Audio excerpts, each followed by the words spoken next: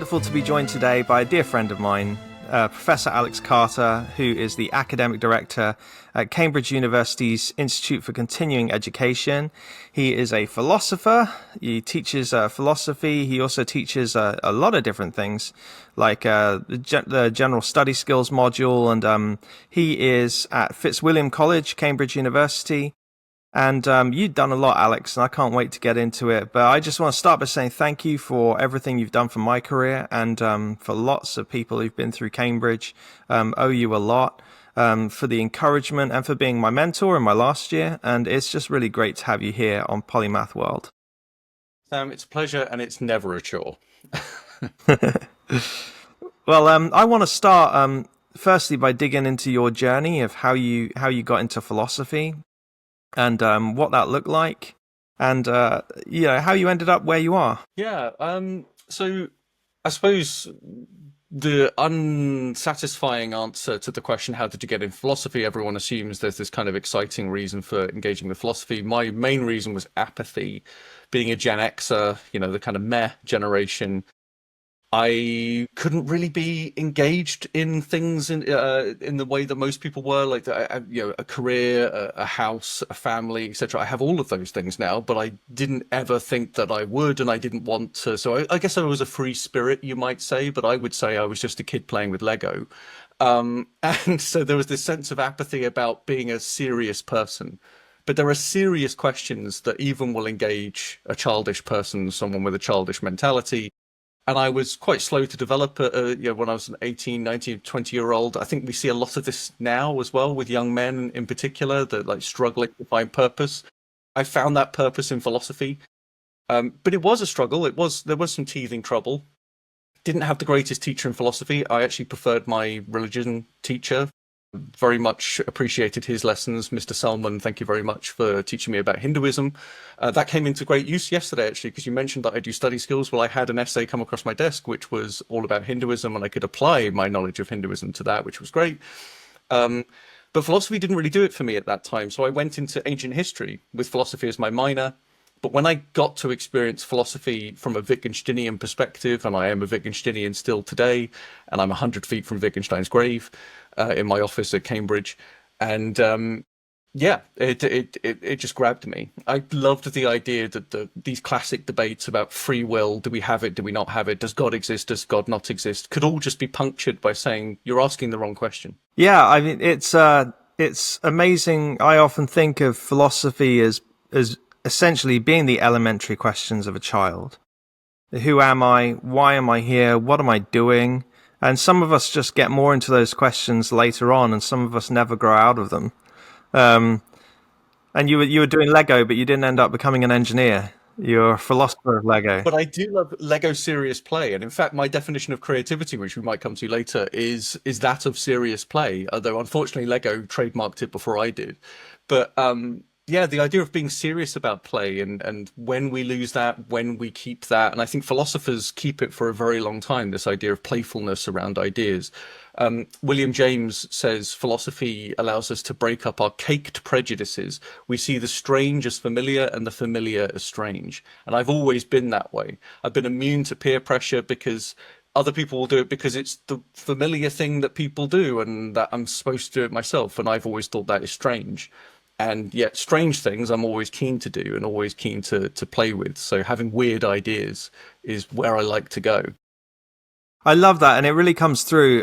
We'll get to it later, but you teach things like philosophy of humor, philosophy of sport. I mean, really niche philosophies, but when you can talk to anyone about them, and they go, "Oh yeah, well, you know what? That's really, really interesting." But where did you go to study philosophy? So initially, at university, at least at level, I was studying at University of Wales, Swansea. I love Abertawe. Best place I've ever lived. It was Mumbles. Loved living in Mumbles. My undergraduate, as I say, was ancient history, but it had this minor of philosophy. I had to then write my dissertation in ancient history, but obviously philosophy had stolen my heart, so I ended up writing it about, did Socrates commit suicide? There's various reasons for thinking he did. I argued that he didn't. I then went on to do my master's at Bristol. there was a lovely poster, or I think it was a hand-drawn picture by one of his pupils of Wittgenstein in the main office of the philosophy department. I very quickly worked out that was kind of like a wanted poster, that I was not going to be popular in that department, which is absolutely fine. Wittgensteinians are not popular in most places. That is not an attack on Bristol at all. I love Bristol. It was a wonderful university. The people there were incredibly welcoming of me, but perhaps not so much the Wittgenstein idea. So I then very much lucked out and landed on my feet after taking a bit of time out. I went to do a PhD, very much applied to Essex because they allowed late applications. That's the reason I applied to Essex University. And I was so lucky to land in that department, which is a post-Hegelian department, very much more in the Continental school. And I found out this is the stuff that appeals to me about Wittgenstein, is this idea that the idea of solving all the questions, right? Analytic philosophy is you get a question, you analyze the concepts, you resolve it, and it's gone. It's a zero-sum game. We're left with no more questioning. Continental philosophy is very much, no, life is essentially problematic. It's not meant to be solved, it's meant to be responded to. And that just gave me so much a sense of purpose and a sense of fit. So I loved being at Essex, and I very much learnt my teaching methodology there, which is get students to feel the pain of the problem, get them to realize this is a problem that may not be soluble.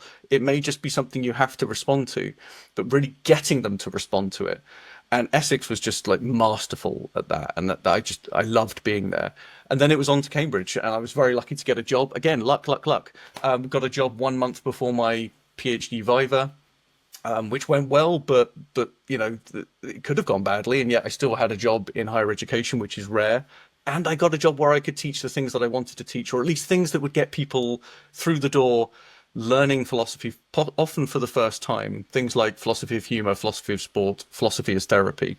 And those courses really appeal to people, especially when, yeah, as you say, when they get over that initial, what's all that about? Yeah, so what a rich experience. That's four, isn't it? 4 different universities that you got to work at or study through, and each with its own emphasis. And because philosophy is such a broad world, I don't know that you can really just study philosophy, because you're always going to end up picking bits, and it's massive. I thought it was interesting you said that your first attraction to philosophy came through studying Hinduism. I still say I'm a philosopher of religion by background, and I am. Wittgenstein's philosophy of religion is very interesting. It's where I go to for my sense of purpose. Also, Simone Weil, a theologian and a Marxist, very interesting character. If people aren't familiar with Simone Weil, it's Weil. Wonderful theologian. She was one of the first women to be admitted into the École Normale Supérieure, along with another Simone de Beauvoir, much more famous. But Simone Weil came first in class, Simone de Beauvoir came second in the class, and 34 men behind them.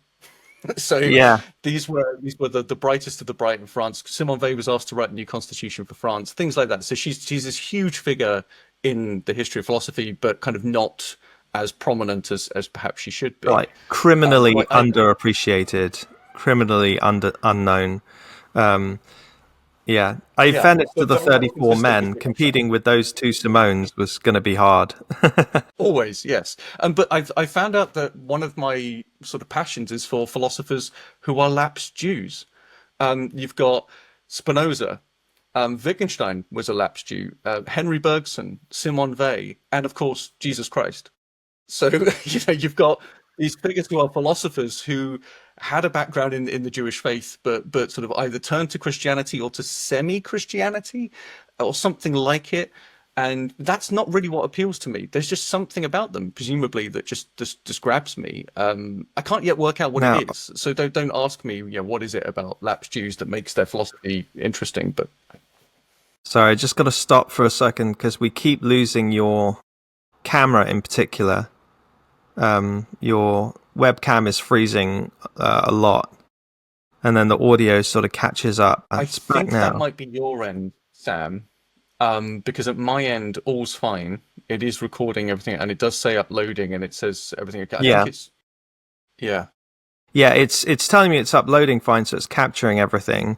It's just freezing your webcam quite a lot. I'm in the office, so I'm not at home, so the Wi-Fi is good. It comes back, but I think it just being temperamental. No worries, this bit can get chopped. We'll just carry on, and it will get sorted in the edit. Yeah, and the audio will be fine. Right, so just a few seconds of silence, and I'll come back in. So you ultimately end up as a Wittgensteinian by the time you arrive as Dr. Alex Carter.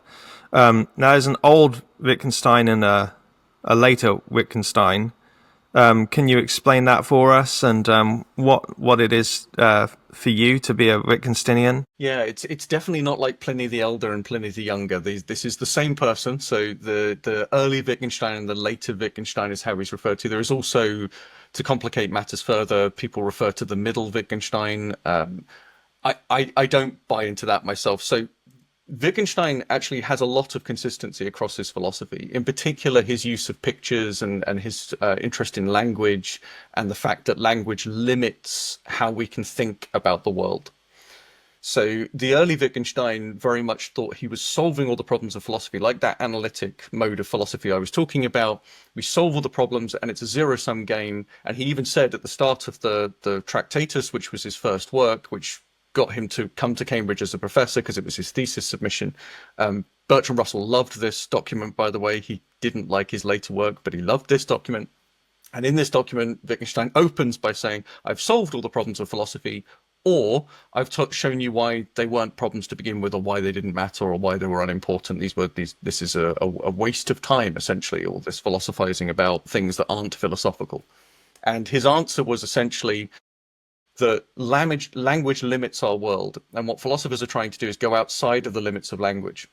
And when we do that, we're getting things wrong, we're making mistakes. So what I need to do is draw a boundary to language. But actually, I can't do that, because in order to draw a boundary, I'd have to step outside of language and then describe it, which of course I can't do because I'd be describing it in language. So Wittgenstein's Tractatus is actually quite performative. There's an element of mysticism baked into the text, whereby we're transformed through reading it. Because he says, you now know that this can't be true, but you only know it because I told you it was true. So there's a kind of like inversion, an indirect communication, as Kierkegaard would call it. And that's the early Wittgenstein. So there is this element of mysticism in there. But this comes much more into his later philosophy, whereby he doesn't now think that philosophy is done with. In fact, he's given philosophers a job for life. And that job for life is catching people misusing language and telling them why they need to stop doing it. So essentially correcting our language, because what we often do is we overthink things. So we ask a question like, do we have free will? And we take a concept like freedom and a concept like determinism, and we analyze these two concepts, we sort of elevate them up, we look at them from the level of thinking, and then we try and reinsert them back into the world, and they just don't fit. We've done something to them. We've inverted them or mangled them in some way that they won't fit. That's not how we talk about free will. You've taken this concept of freedom and you've applied it in the wrong way. To give you a very quick example, when do you feel your freedom most? When you don't want it. That's when you feel your freedom most. So how can it possibly be this wonderful boon to us that we have this freedom? Existentialists say, we're condemned to be free. So that was a very long-winded answer, but essentially Wittgenstein takes his more simplified solution to all the problems of philosophy and he complicates it to the point where we have a job forever, I guess, which is good news for me, I guess. Yeah, good news for you. And I love the fact that you're studying him, and now your office is just 100 yards from his grave. I guess that's Cambridge for you. You've got a lot of famous graves around. But a very nice. You pass by G.E. Moore, and behind him is Elizabeth Anscombe and Peter Geach, and Frank Ramsey's over in the corner. And there's lots of very famous people in that particular cemetery. And then, of course, there's lots of other people buried all over the place as well. Yeah. I was my history and philosophy of science PhD is on Arthur Eddington, and Eddington has recently been honoured by Cambridge with his own suburb near the Institute of Astronomy. And I just thought how proud Eddington would be to know that 100 years later he has his own Sainsbury's and student accommodation. Yeah, he might be horrified by the design and the architecture and that sort of thing, but it's wonderfully modern. It's actually, I think they're beautiful buildings, but I'm not sure he would think so. But you end up, despite all that, at Cambridge now doing philosophy of humour, philosophy of sport, as well as being the academic director overall for the Institute for Continuing Education. You oversee, correct me if I'm wrong here, but there's undergraduate certificates in philosophy that people can take, which is wonderful. People of any age, background, regardless of how smart you think you are, can get a Cambridge University certificate. Go to beautiful Madingley Hall on weekends to study philosophy, and it includes philosophy of mind, ethics, philosophy of religion, epistemology. What am I missing? Anything I'm missing there? History of philosophy, logic, language, metaphysics. Political philosophy, I think. Yeah, absolutely. Yeah. And you do a postgraduate certificate as well, don't you, in philosophy?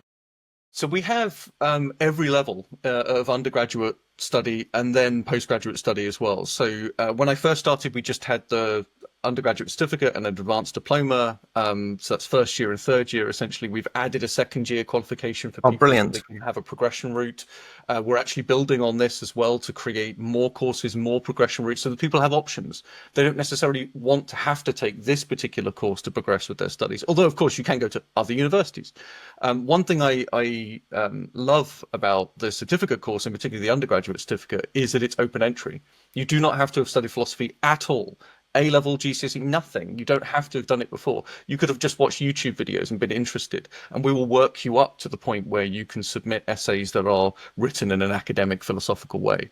And yeah, it does cover a lot of ground. And I think a lot of people apply for the postgraduate certificate who have a degree thinking, oh, well, I've got a degree, I should do something postgraduate. They then come back to do the undergraduate certificate and they go, actually, this stuff's just as difficult, but it's not assessed at the same level. So you're more likely to just be able to have freedom to explore and move around. And that's quite nice as well. But yes, we work all the way up to postgraduate level, where students can get a master's level qualification from the University of Cambridge in philosophy. And it is rigorous, it is difficult, but it is weekends at Madingley Hall, as you say. So there are perks to that. Absolutely. Yeah. So Mark Twain said that all men are philosophers. The floor is yours, Professor Alex Carter. Why should people study philosophy, especially people who've got no background in it at all? So I think everyone should study some philosophy. I do, however, think there are too many philosophers. So the kind of too many cooks mentality applies with things like working things through, because I get quite frustrated with philosophy quite often when it's endlessly pedantic. And I remember there was a colleague of mine who tweeted out, philosophy is incredibly pedantic, but when I read other subjects, they seem quite sloppy. And again, that wasn't so much a slight on other subjects as it is just there is this imbalance between philosophy, which is incredibly technical. People think it's just relativistic and subjective. Very quick example of this, right? Actually, this isn't even philosophy, this is music. Students in music at Cambridge are asked a question early on. They're asked, is the quality of music subjective? And today, every student says yes. To which the lecturer responds, then there's no such thing as quality. And suddenly the students are thrown back on their back foot and they say, oh, so it is more complicated than this. It can't just be, if I like it, it's good.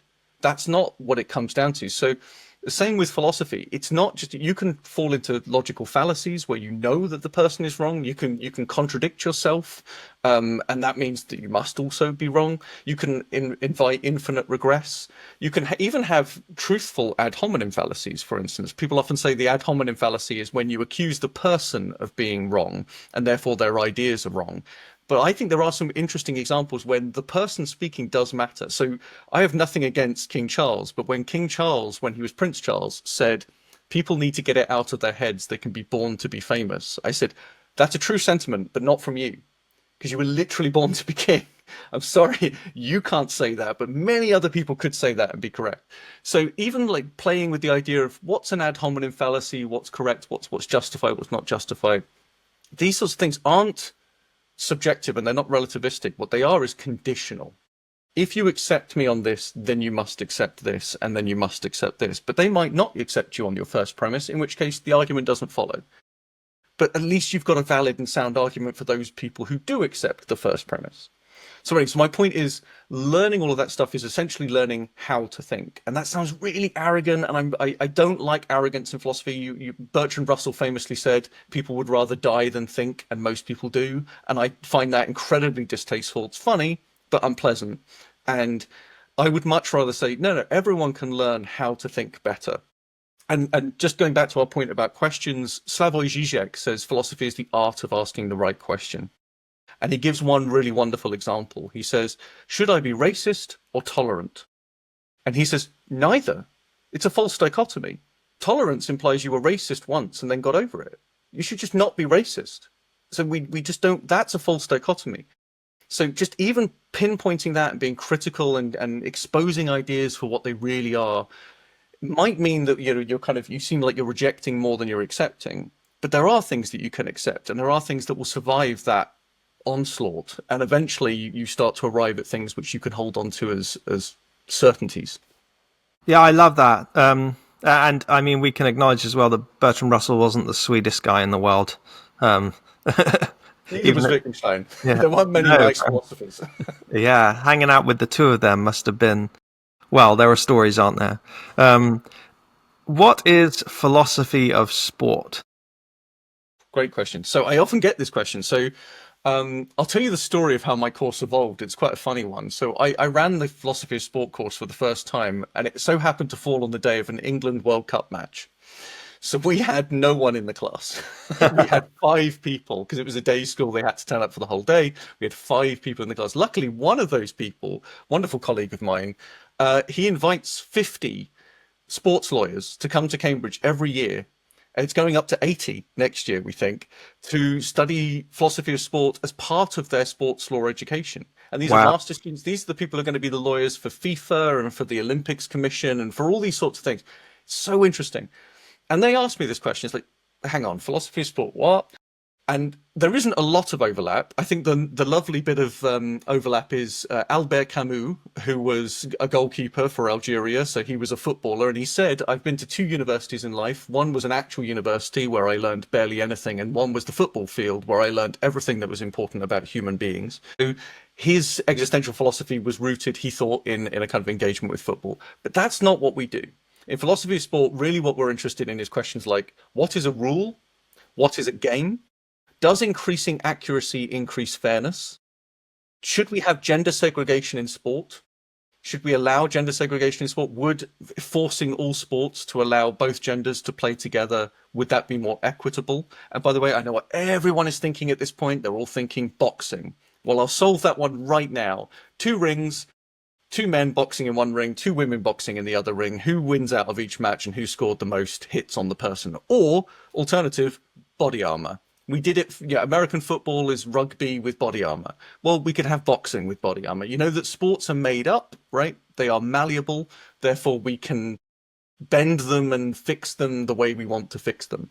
So there's nothing stopping us making sports inclusive of both genders. The question is, do we need to? Do we want to? And on that, I leave it up to students to try and work out where we should go with that, especially the sports lawyers. Yeah, I bet you get a lot of interesting answers.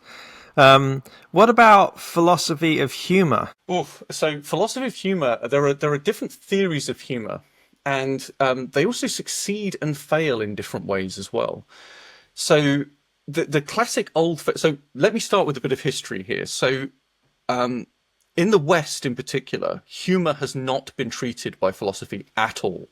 There's very little on humor at all in all of philosophy. And that's surprising when you actually think about it, because when you think what's important to people in their lives, well, humor comes quite high in the list. It's always in the top 10 of things that people find important in life. It's number 1 for things we look for in a partner.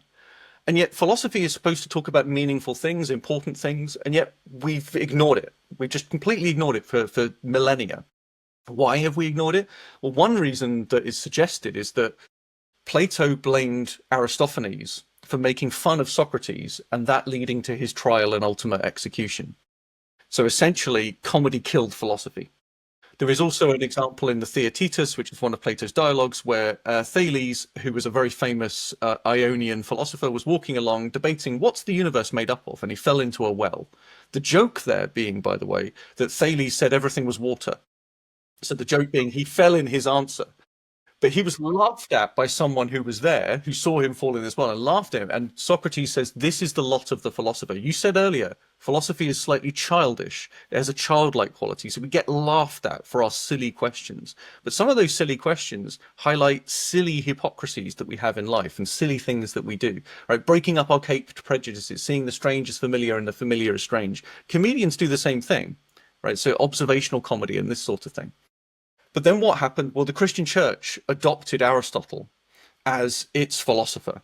And Aristotle had written about comedy. And if you read the wonderful Name of the Rose by Umberto Eco, he talks a lot about this book that Aristotle had written about comedy, which the church kept hidden at all costs, because the one thing you mustn't do is laugh at God. And indeed, even Kierkegaard, thousands of years later, hundreds of years later, I should say, said that the one thing you can't laugh about is religious suffering, at least not maintain it as religious suffering and laugh about it, which is just an interesting phenomenon that he's pointing out. And I think that's a very important point. But essentially then what happened? We got the Enlightenment.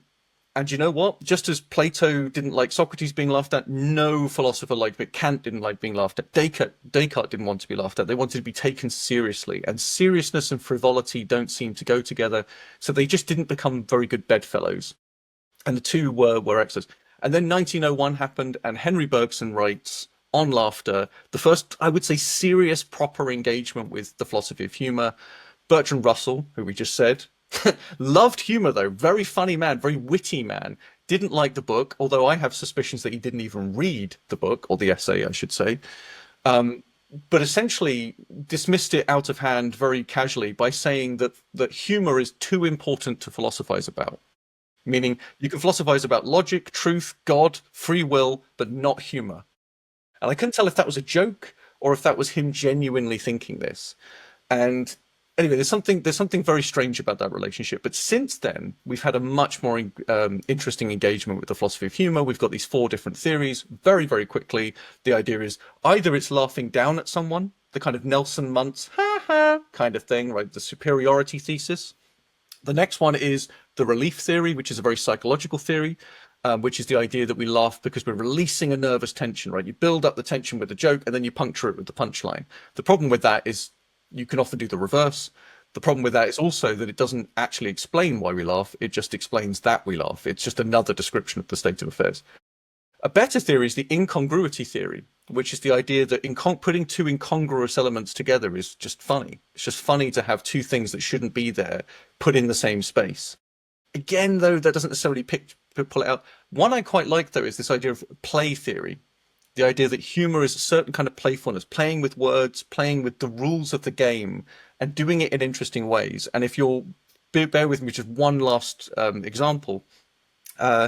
One of my students who did the course for the very first time, he was in his 60s, and he said, when I was a little kid, my dad ran a menswear shop, and he would say, I always used to laugh when he'd say, we've run out of green men's socks. And I said, is that because no green men came in the shop? And he went, that's why it's funny. So for 50 years, he'd laughed at it, but he hadn't understood why it was funny. Now, I don't think I taught him anything. He just hadn't thought about it. He just found the sounds funny. Because green men's socks, whilst actually grammatically correct, sounds weird, right? Because it sounds like they're socks for green men. Yeah. So it's that playfulness, that kind of bending of the rule of a joke. It's so subtle because it's not incorrect. It's just this subtle twisting. And seeing that, he laughed. But you can get a joke, therefore, without understanding a joke. And I think that's a really interesting phenomenon as well. I love that. And it's just an encouragement that it's not just sports lawyers and comedians who should study these topics. Everyone benefits from thinking about it.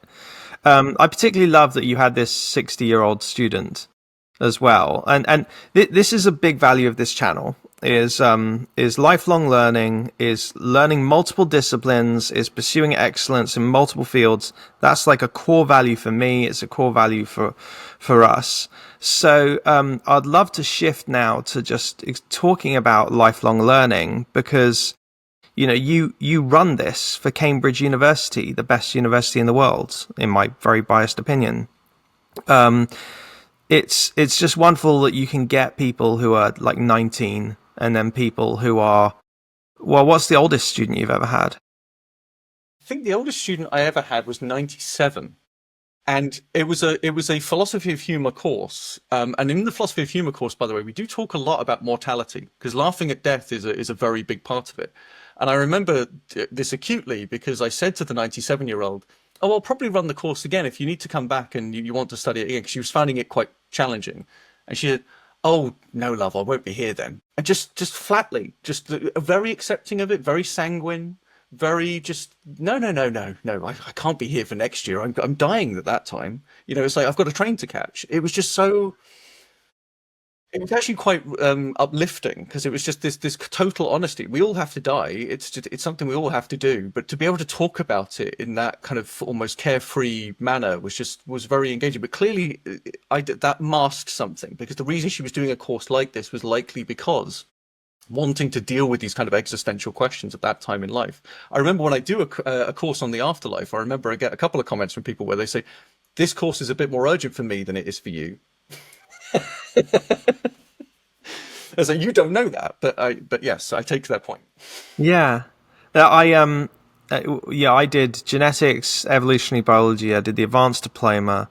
I also did immunology, and a consistent through every year that I did at Cambridge was my friend Peter, and Peter's is pretty old, and he just kept kind of everything, and his background wasn't science, and he wasn't looking for a career change into it, and We have to now create new courses just for Peter because he's done every he course probably at has done the everything. Institute. I mean, Peter must be one of the most educated, like, true polymaths on the planet in terms of all the disciplines he's done. And I love him to death. And it would have been very weird being there without him. But, right at the beginning, I said, Peter, why are you studying this then? If you're not doing a career change and if you're retired. At first he joked, he's like, well, I'm, going to fight off and hold off dementia, because in my age, I'm just going to keep my brain going. But also is just interested in everything, and I want to know stuff, and that's just such a beautiful value in itself. Like just learning for its own sake. So what's your case for lifelong learning and for adult education? Just I have two cases, and you're going to guess my preference, but not because of a bias. So I think there are two reasons why people do lifelong. One is to confirm beliefs that they hold. It's confirmatory, right? I want to know, even if it's through triangulation, right? So I believe this for this, but based on my background in whatever, but I want to come at it from different angles, and I want that to confirm that I'm right. And actually, those people can be quite disappointed if they find out that maybe they're not right and that they have to throw certain things out. But they will typically perhaps direct things a certain way. We do see this a lot in professional studies as well, where theses, for instance, will be, this is why I'm right, this is why I'm right, this is why I'm right, this is why I'm right. And I'm constantly thinking, but this is why you're wrong, but this is why you're wrong. And you haven't considered those possibilities. And it's not all negative. I mean, it's not like we're attacking, but unless you at least acknowledge where the weaknesses are in your position, your research will always go wrong. You have to keep asking that question as a researcher, why might I be wrong?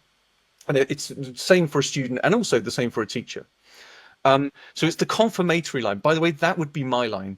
That's why I'm saying I'm not biased, because my actual favorite, though, is the disconfirmatory people, the people who are going into lifelong learning because they want to be challenged to discover new things and genuinely see beyond a horizon which they thought was the end. So I had two students actually that reflected exactly this in a class that I delivered. It was called Science, Superstition and Religion. And I won't lie, I put science as the first word because it was Cambridge and I knew that would get bums on seats. And yes, the class was full. It did also mention that we were talking about superstition and religion as well, so that brought them in. But it was meant to be looking at all three. Like, what are the different things that go on in each? So science is an empirical study to try and find answers based on evidence. Superstition is a bad version of that, right? It's pseudoscientific. It's if you do this, then you'll get this, but it's still causal. Religion, I argued, was neither of those things. It is not an attempt to explain. And again, very quickly, the example that I use is statue of the Virgin Mary, weeping blood, in a South American village. Three people give responses. One is a theologian who said God made it happen. The second is a scientist who said, no, no, no, no, the priest of the village made it happen to bring people to his church. Or it's rust dripping from the rafters. Notice both of those are causal. But the third position is a woman who just said, and this is true, she really did respond this way to a journalist when asked, Why shouldn't the Virgin Mary weep for the sins of the world? And that is not an attempt to explain. And it's not, notice, by the way, if it was the Statue of Liberty dancing, you'd get the first two answers, but you wouldn't get the third. Because the third is a domain of discourse that has much more kind of organic sources. It's like, it's historical, it's semantic, it's a lived world. It's a form of life as opposed to a practical way of understanding the world. Anyway, so I taught this course. And two letters came in, one of complaint and one of thanks. The one of complaint said, you had an agenda. You didn't tell me that. And I said, I did tell you that. It was the very first slide of the very first lecture. I told you, I am here as a philosopher of religion to show you that the traditional viewpoint that science and religion are in opposition is a mistaken one. And actually, there's this much more interesting kind of Wittgensteinian take you can take towards it. There was no way I wasn't going to talk about that. I'm a Wittgensteinian. Obviously, I was going to tell them that. But I understood where he was coming from. And that was a confirmatory person who didn't like the challenge of, I have to think in a completely new way. And again, I have nothing against that person. That's me. That's, if I'm sitting in a room, that's me. The second person, though, wrote a letter to me. He said, I've been an eye surgeon for decades. I'm in my 70s. I've always been a scientist, and I've always thought the world was black and white. And you've shown me the possibility that there are shades of grey. And he just thanked me for this and was just really glad. I've never heard from that student again, and I have no interest in doing so, because I'm sure he's gone off to study more interesting things and find better teachers who can teach him more interesting stuff. But the reason I mention him is, again, it's not a credit to me, it's a credit to him. My teaching was the same in both cases. I didn't reach the first one, or rather I reached him in a different way. What's different is that second student's attitude was one of sheer open-mindedness. This stuff that I hold so close to my heart, I can just throw it away. I would never be able to do that. And I won't say never.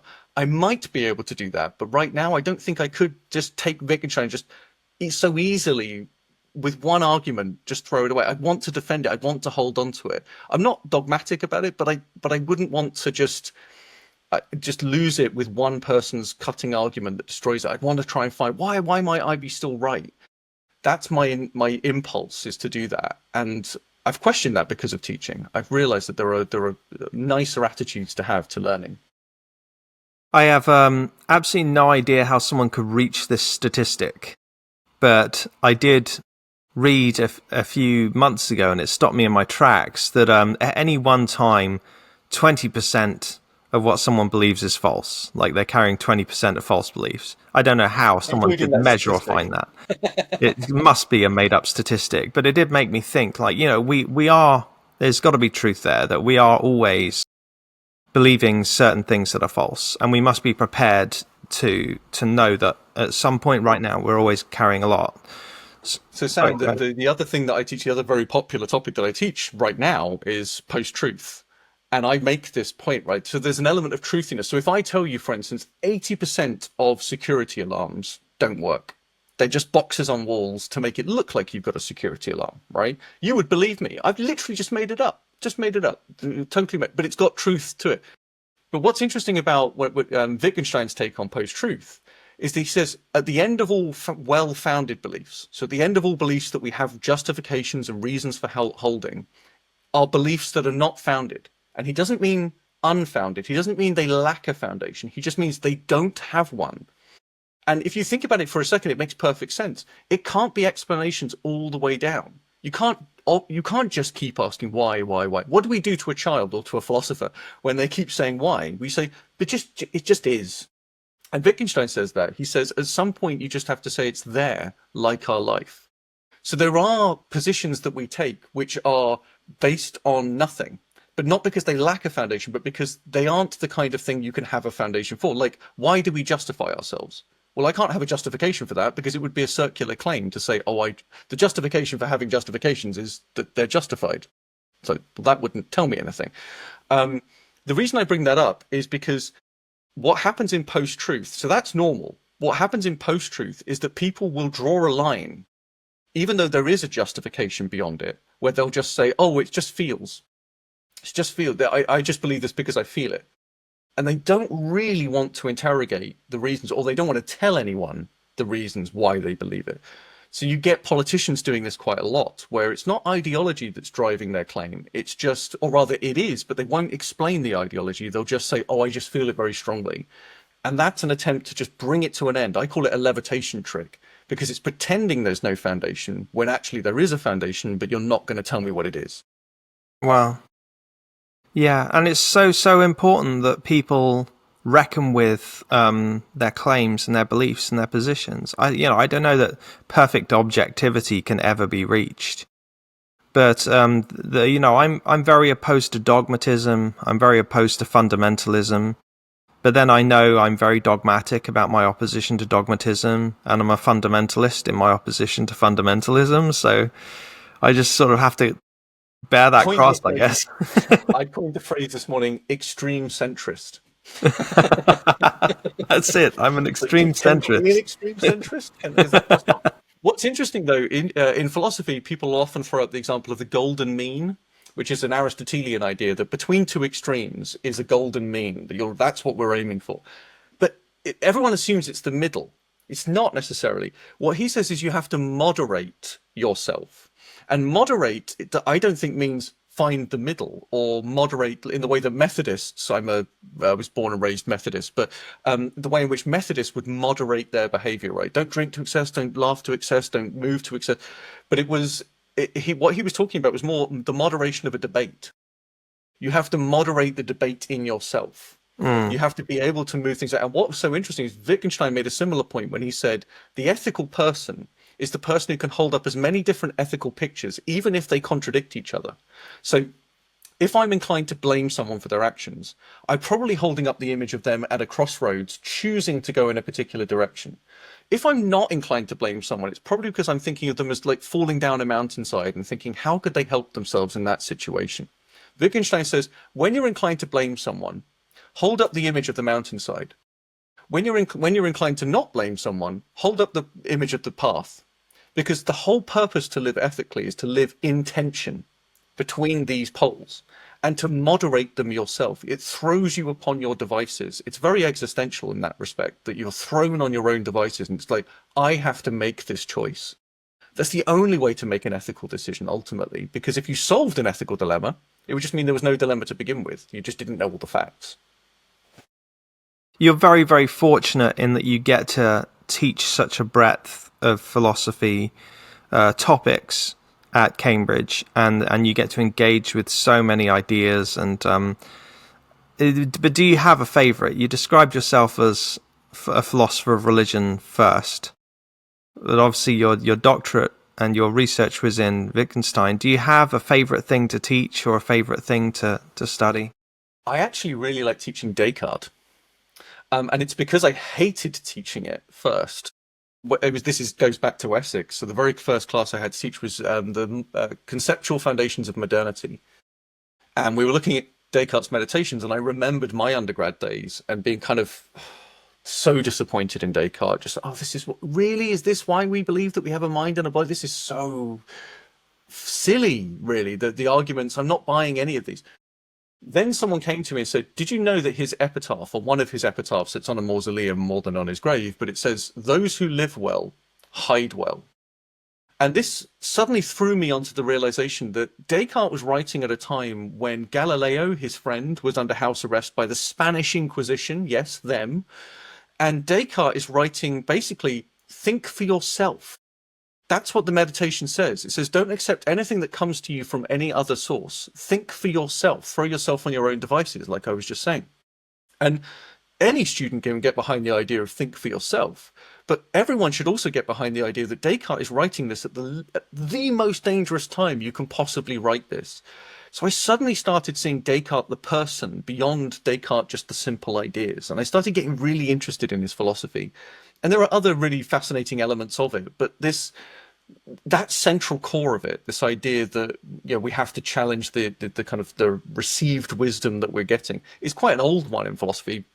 Plato did the same, and many others have done the same before. But it's just it's a much easier selling point. And of course, it's quite nice to be able to say to students, and this is my typical line, again, get them to feel the pain of the problem. I say to them, you're going to read Descartes, you're not going to like it. That's not Descartes' problem. That's your problem. Why? Because you're a Cartesian. because you believe that you have a mind and that you have a body and that they're separate things. And now you're reading the philosophy that tells you that, and you don't agree with it. So what are you going to do? I can understand that. It's certainly an experience and rich provocation, I think, being in your classes. But people need that, and I can't help but ask you here. It can be easy to feel there's a crisis of critical thinking. The social media, algorithms, all of that, it's feeding great divisiveness and narrowness. And there's this, I won't even call it hyper skepticism because that gives it too much credit. There's just a massive conspiratorial thinking. So I get it pretty bad from two camps in my life. I get the creationists telling me I'm going to hell, and I get the flat earthers telling me I'm one of them. I don't know who they are yet, but I got confronted by a flat earther the other day. It was like, just said to me, like, people are waking up, just so you know, people are waking up. You're not going to get away with this. I'm like, get away with what? One can easily fall into despair with this. But what is the answer to the crisis of conspiratorial thinking and a lack of critical thinking? Is it just more people study philosophy? Possibly. But so I think one thing, I'm not going to contradict anyone's claims about this in terms of, it's social media or it's, the politics of the day. I don't disagree with any of that necessarily, but I think one thing that hasn't been talked about enough is the meaning crisis that we find ourselves in. So that, kind of, I think John Vervaeke calls it a meaning crisis or a meaning famine, or this idea that the demand for meaning has increased, but the availability of people who can actually provide it has decreased. So you've got increased demand, reduced supply. That is literally a kind of famine. It's not just I'm hungry, it's I'm hungry and there's no food available. So the problem that I think that's and the reason that leads on to these kind of conspiracy theories is because anyone will look to find meaning anywhere. Like, and we're bookending our conversation because this is where I began philosophy, right? Was with apathy, with a lack of meaning. And I found it in philosophy. And I'm hearing this a lot from people we interview when they're applying to do the courses at the Institute. Again, we only interview for the postgraduate courses, but they'll often say, I've had a lifetime in this career, finance career, whatever it might be, and say, and I just haven't got any purpose or sense of meaning, but I feel like I'll find that in philosophy. Now, will they? I don't know, because it's not like people who had meaning 50 years ago had found it in a source that was in philosophy that we've sort of been harvesting and keeping just for ourselves. So I don't know if the answer is to come from philosophy. I feel like understanding the problem would come from studying philosophy. Understanding how you might find meaning in your life, though, firstly, I don't think anyone should ever tell you. And secondly, I don't think that many philosophies offer this. Most are quite nihilistic, in fact, quite a few anyway. And philosophers aren't exactly the most joyous, kind of, although, as Wittgenstein said, I don't know why we're here, but I'm pretty sure it's not to enjoy ourselves. And I have to agree with that. I always am slightly disappointed when a parent says, I just want my children to be happy, because I think you've set the bar very low, very low. Happiness is an easy thing to attain and quite quite temporary and frivolous. And maybe that's part of our problem, is that we've lost an ability to be bored. We've lost ability to tolerate difficulty and challenge. So you'll definitely get those things from philosophy, but whether it's the loss of those tolerances that is the loss of meaning, I don't know. But I don't see it being offered by anyone, by the way, not by the church, not by politics, not by anyone. Everyone's feeding off this lack of meaning, but no one's really satisfying the hunger. I guess the counterbalance is that there is a greater interest in thinkers. Like, there's shows that are doing exceptionally well, people who are doing exceptionally well. Like, for whatever people think about him as a philosopher or a political figure, there's been great attraction to people like Jordan Peterson or Sam Harris, and particularly from young men. So there is also an attraction to think better, which isn't easy. I mean, someone like Jordan Peterson, he makes quite strong demands on men young men to take responsibility and to grow up. It's not an easy message. But is that really the heart of it? People are joining flat Earth and believing crazy stuff because it gives them meaning. Is it that simple? So I think the demand is the most important thing. I remember, and again, this is an offensive analogy. I apologize in advance for it, but I think it's an illustrative one. My nephew was crying because my other nephew was given an ice lolly, and he got really upset about this. Do you know how I stopped him crying? I said, "It's much worse than you think. I'm going to go and buy another lolly, and I'm going to give him a second one." Right? He stopped. Immediately stopped. By the way, I never did that. Obviously, I didn't do that. But the point is, saying it to him made him realize, oh yeah, like him having something doesn't cost me anything. This idea, it's like I can lose but so like throwing it back on your own device, inverting something and saying, oh, you want this? Well, actually, it's much worse than that because you're wanting the wrong thing. So not only am I not going to give you the thing that you want, but you actually need to start wanting something else. That kind of challenge and demand, I think, is satisfying to us.